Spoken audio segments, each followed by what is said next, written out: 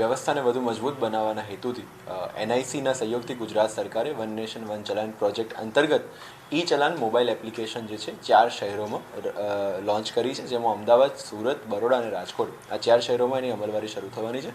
અમદાવાદ શહેરે આ પ્રોજેક્ટની અમલીકરણ આજથી શરૂ કર્યું છે, જેની અંદર પહેલાં જ્યારે સ્થળ દંડની કાર્યવાહી થતી હતી ત્યારે વ્યક્તિને ઊભો રાખી એની ડ્રાઇવિંગ લાઇસન્સ ડિટેલ્સ લઈ અને એને એડ કરવામાં આવતી હતી અને સ્થળ દંડ જે છે એ લેવામાં આવતો હતો.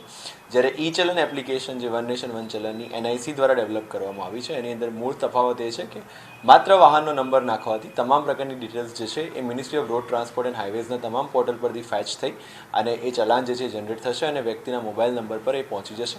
જો વ્યક્તિને સ્થળ પર જ દંડ ભરવો છે તો સ્થળ પર દંડ ભરવાની રિસિપ્ટ પણ મોબાઈલ નંબર પર પહોંચી જશે. જો સ્થળ પર દંડ ભરવાના પૈસા એની પાસે નથી તો એ ઈ ચલાન જે છે એ મોકલવા માટે રિક્વેસ્ટ કરી શકે છે. આ ઈ ચલાન વ્યક્તિના મોબાઈલ પર પહોંચી જશે. બીજો મહત્વનો ડિફરન્સ એ છે કે પહેલાંની સિસ્ટમમાં જ્યારે ચલાન નહોતા ભરવામાં આવતું ત્યારે એની પેન્ડન્સી જે છે એ દિવસે દિવસે વધતી જતી હતી.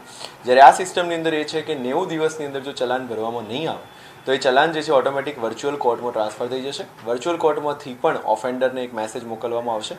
45 દિવસની અંદર જો એની અંદર કાર્યવાહી નહીં કરવામાં આવે તો એક ચલાન ઓટોમેટિક ફિઝિકલ કોર્ટમાં ટ્રાન્સફર થઈ જશે અને ત્યાંથી જે રૂટીન કોર્ટ પ્રક્રિયા છે એમાંથી વાયોલેટરે પસાર થવાનું રહેશે.